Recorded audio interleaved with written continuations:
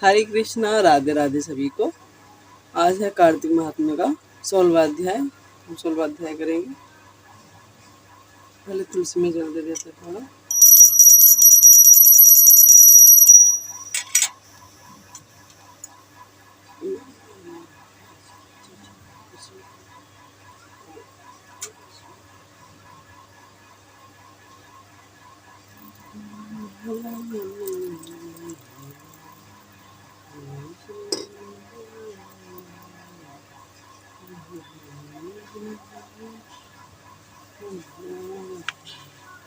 राजा पृथु ने कहा, हे नारद जी, यह तो आप महाप्रभु शंकर की बड़ी अद्भुत कथा सुनाई है। कृपा करके आप राजा पृथु ने कहा, हे नारद जी, यह तो आप महाप्रभु शंकर की बड़ी अद्भुत कथा सुनाई है। कृपा कर आप यह बतलाइए कि इस समय राहु उस पुरुष से छूटकर कहाँ गया।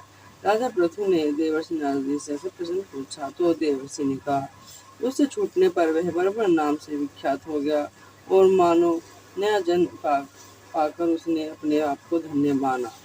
तब वह धीरे धीरे जलंधर के पास गया। वहां जाकर उसने शंकर जी की चेष्टा कही।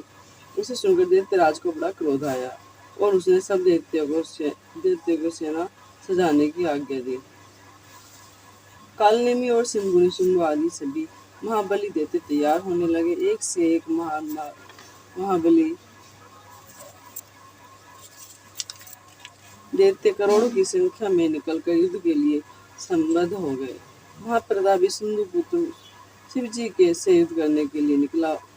उसके आगे महर्षि शुक्र और छिन्न सिर हुआ। फिर तो उसी समय जलंधर का मुकुट खिसक कर पृथ्वी पर गिर पड़ा। आकाश में मेघ छा गए और बड़े अपशगुन हुए। उधर इंद्र आदि सब देवताओं ने एकत्र होकर कैलाश पर जाकर शिव जी के पास पहुंचकर सारा वृत्तांत कहा और यह भी कहा कि आपने जलंधर से युद्ध करने के लिए जो भगवान विष्णु को भेजा है वह उसके वशवर्ती हो गए तथा लक्ष्मी से ही जलंधर के अधीन होकर उसके घर में निवास करते हैं। अब देवताओं को भी उसके यहाँ निवास करना पड़ रहा है। अब वह सागर पुत्र आपसे युद्ध करने के लिए आ रहा है, अतएव आप उसे मारकर हमारी रक्षा कीजिए। देवताओं से यह सब सुनकर शंकर जी ने भगवान विष्णु से पूछा, हे ऋषिकेश, युद्ध में आपने जलंधर का संहार क्यों नहीं किया और बैकुंठ को छोड़कर आप उसके घर क्यों चले गए।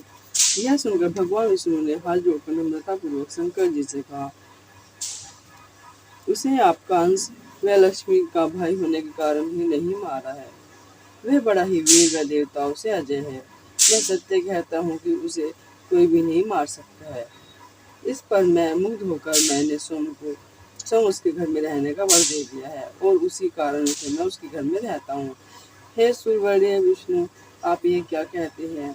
उस दैत्य जलंधर को मैं अवश्य मारूंगा, इससे कुछ भी संदेह नहीं है। अब आप सब देवताओं जलंधर को मेरे द्वारा मारा ही जानकर अपने स्थान को जाइए। जब शंकर जी ने ऐसा कहा तो सब देवता संदेह रहित होकर अपने स्थान को चले गए। ठीक उसी समय पराक्रमी जलंधर अपनी विशाल सेना के साथ कैलाश पर्वत को सिंहनाद करने लगा। दैत्य के मुनाद और कोलाहल से शिव जी क्रुद्ध हो गए। उन्होंने अपनी नंदी आदि गणों को उसके साथ युद्ध करने की आज्ञा दे दी। कैलाश पर्वत के समीप भीषण युद्ध होने लगा। दैत्य अनेक प्रकार के अस्त्र शस्त्र बरसाने लगे। मेरी मृदंग, शंख और तीर और हाथी, घोड़ों और रथों के सबसे पृथ्वी कांपने लगी। युद्ध से कटकर मारे हुए हाथी, घोड़ों और पैदलों का पहाड़ा सा लग गया, जिससे कि युद्ध भूमि और भी अगम्य हो गई। दैत्यों के आचार्य श्री शुक्राचार्य जी अपनी मृत संजीवनी विद्या से सब दैत्यों को जिलाने लगे। यह देखकर शिवगण व्याकुल हो गए और उनके पास जाकर सारा वृत्तांत सुनाया। उसे सुनकर भगवान रुद्र के क्रोध की सीमा न रही। वह अपने भयंकर रूप से दिशाओं को प्रज्वलित करने लगे। फिर तो उसी समय उनके मुख से एक बड़ी भयंकर कन्या उत्पन्न हुई, जिसकी दोनों जगह ताल वृक्ष के समान थी। वह युद्ध भूमि में जाकर सब असुरों का दर्पण करने लगी।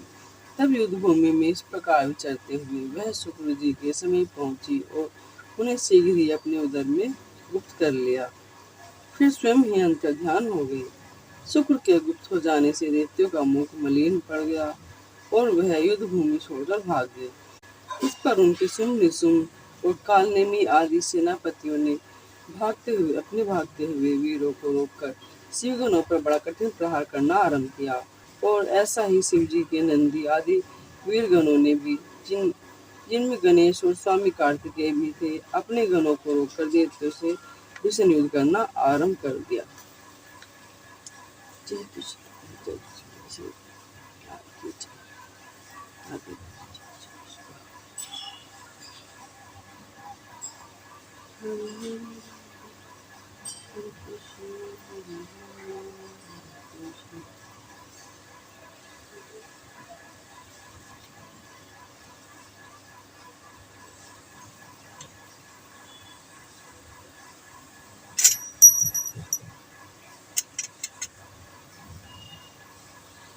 तुलसी महारानी नमो नमः, गिर पटरानी नमो नमः, तुलसी महारानी नमः, गिर पटरानी नमो नमः, तुलसी महीने तेरी पूजा तुलसी महीने, कार्तिक महीना में तेरी पूजा तुलसी महीना, सगाई तुलसी महारानी नमो नमः, हम बैठे तुलसी आके हम बैठे सारे ग्राम गुना बैठे तुलसी आसन बैठे सारे ग्राम तुलसी महारानी नमः, गिर पटरानी नमो नमः, तुलसी विवाह संबंध छप्पन दोष, तुलसी महारानी नमो नमः, गिर पटरानी नमो नमः।